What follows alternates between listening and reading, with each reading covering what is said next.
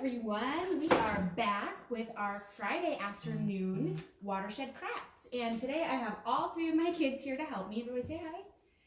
And we have a really fun idea for you today.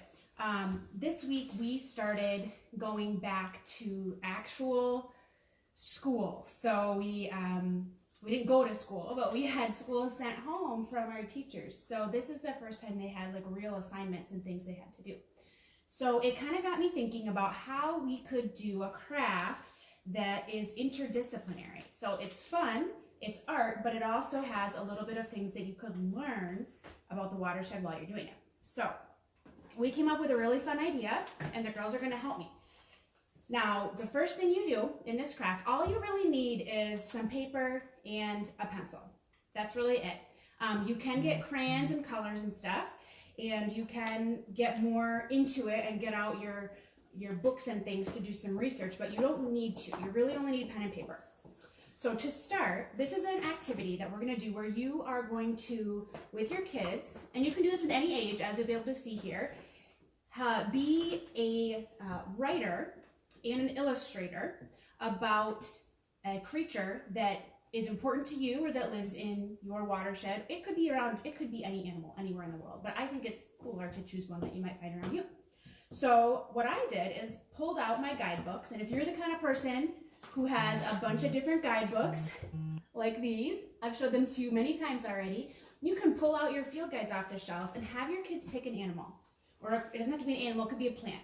We did animals, so pick out a creature, and then each of the kids had to write a description of that creature, and they used, I told them to just write down 5 facts about that creature. Some of them wrote more, some of them wrote less. So I just said, hey, write down a description of the creature. Don't tell them what it is. So like if you're doing a bunny rabbit, don't say it's a brown bunny rabbit. Just tell them about the creature. Describe it in a way that someone else could draw it. And then they're going to have to read their description to their sibling or to whoever else is around, and that person has to try to draw the creature based on what they said. So we're going to try this out. I have a special one that I wrote for you guys, but we're going to start by demonstrating with their examples. So May looks like she's ready to read. So Evelyn, are you ready to draw? I think so. May, can you please read the description of your animal? Yeah. It has long legs, a long bill, they are bluish, grayish, greenish. They live in a few other places. Okay. Can you try to draw what May described? Is it a blue heron? Just try to draw it. Is it a heron? You have to try to draw it. You can't guess it. It's kind of a riddle game as well as an illustration game. But I don't Go ahead waste the paper if I'm wrong. It's not a waste. It's just a game. It's not a waste if you're wrong. It's interesting because that way we can see what kind of a great illustrator you are, and also what kind of a great writer May is by her descriptive. So the more descriptive you can be with your writing, the better your picture looks. I don't know what a heron looks like. Do your best. When you're done, you can look it up and try to draw it. Lydia, how about we read yours while Evie keeps drawing? I'm guessing. Oh, it's pretty good. No, it's not. She doesn't want to show you. She doesn't want to show you, but she drew a great blue heron. No, Was I she didn't. correct? Was it a great blue heron? Good job. All right. Let's see. That's hers. Let's see. Lydia. This is Lydia's, and who was going to draw Lydia's? I forgot. Me. May is. All right. Come here, Lydia. Come here. Let's read your description to May. All right. This is an animal that has A tail like an alligator. a tail like an alligator, A gray shell. a gray shell, a webbed thing from his body to his arm. A web thing to his body to his arm. I wrote down exactly what she said. She looked at a picture and she said he has a webbed thing going from his body to his arm. His mouth looks like he's going to bite. Mouth looks like he's going to bite. He has webbed feet. And he has webbed feet. All right. I already said webbed feet. Draw what you think he looks like. While May is drawing that, I will look it up in the book and show you. Draw what you think that animal is. I know what it is. Can you help me find a great blue heron? In a minute. Oh, Evie's was going to forget about that one. Have I told you about this turtle book yet? I think I have. Here's what Lydia described. Don't look crazy. Can you guys see it? Alligator tail, grayish shell, Don't mouth looking like he's gonna bite. Let's see if May gets it. Here. And I'm trying to look for a great blue heron. Very good. Can I show your picture? Yeah. Here's what May drew. Oh, sorry, I'm gonna have to come up to you because she drew it in yellow highlighter. So here's May's drawing. If you could see it, it's in yellow highlighter. May, what kind of animal do you think that was?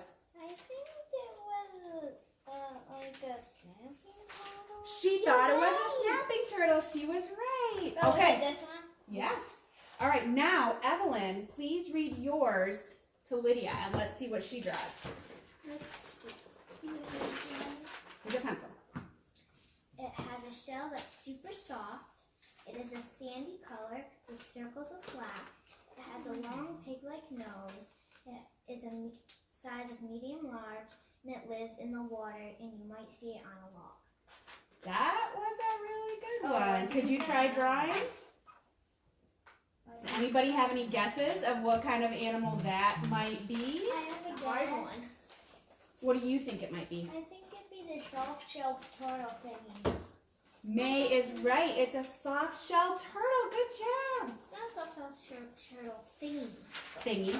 Well, I don't Now, know. I have one. Draw it. I will help you draw it, but can I actually see the other side of this paper? Because I have a special challenge. Can you try to draw it right here?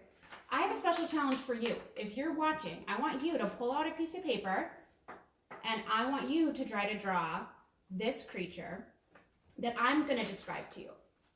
I only have 4 hints on this one because I think you can do it in 4 hints. Get your crayons, get your paper, get your colored pencils.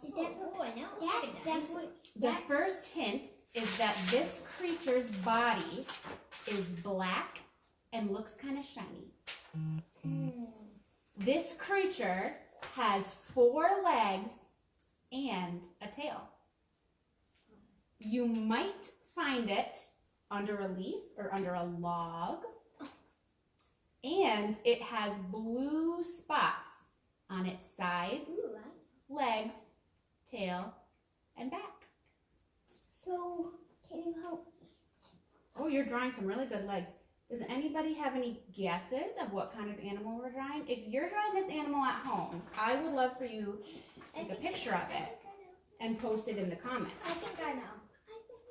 Oh, good picture, May. May drew it in highlighter again, so it's very hard to see. What is it? A new salamander thing. A blue spotted lizard? A blue spotted salamander. There we go. Good job. It was a blue spotted salamander. Good job, May. All right. Do you want to see a picture of it? Oh, here he is. Hold on. That's a frog. I got to go back to the salamanders. They're at the beginning of the book. Oh boy, I'm bad. Have I recommended this book before on Facebook Live? Yes. I love this book. Blue spotted salamander. That's who we just drew. Yeah. And this is my favorite drawing. All right. Can I put this on for Jess? Oh, she's going to get out a better pencil. Yeah. Now, I have one last challenge for you. If you're watching, get another piece of paper. I will help you in just a moment. Now, this is our last challenge. Get a piece of paper, get a pencil. This is a tricky one. So again, show me your picture if you get it right. Oh, you want to go up a little bit closer and show them? Okay, look up.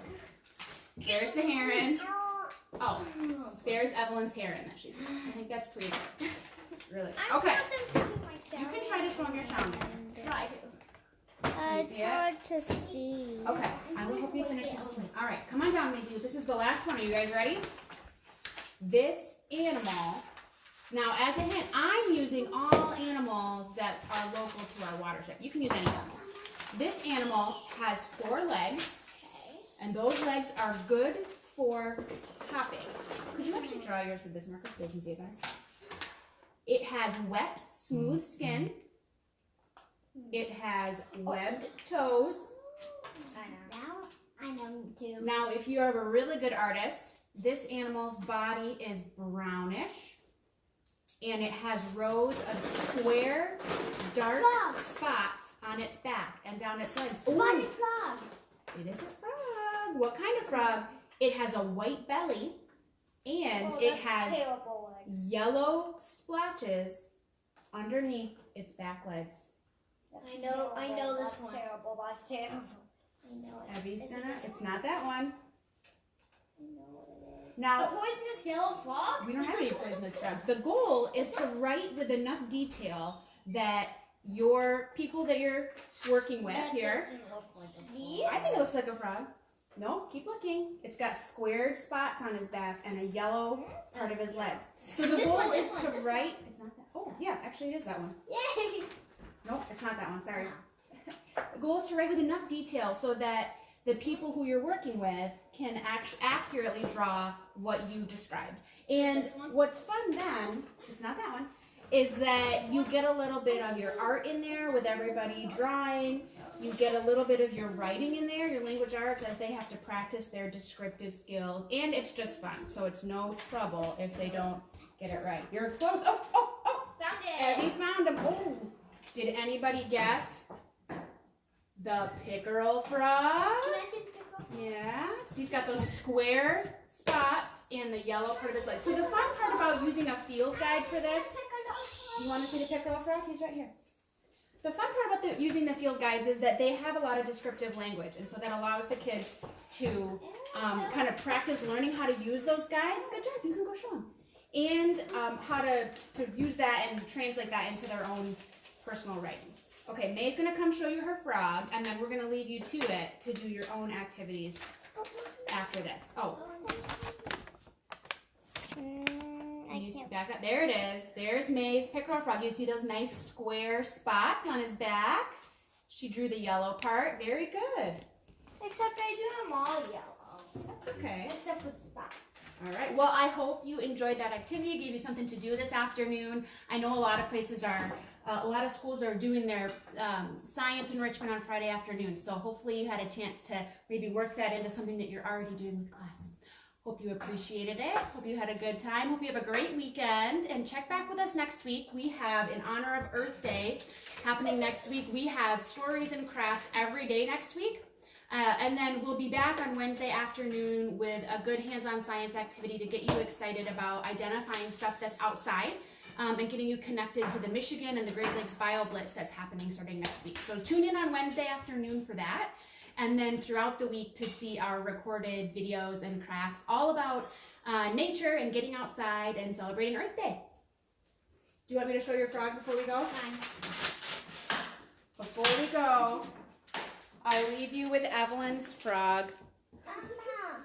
Have a great afternoon, everybody. Bye.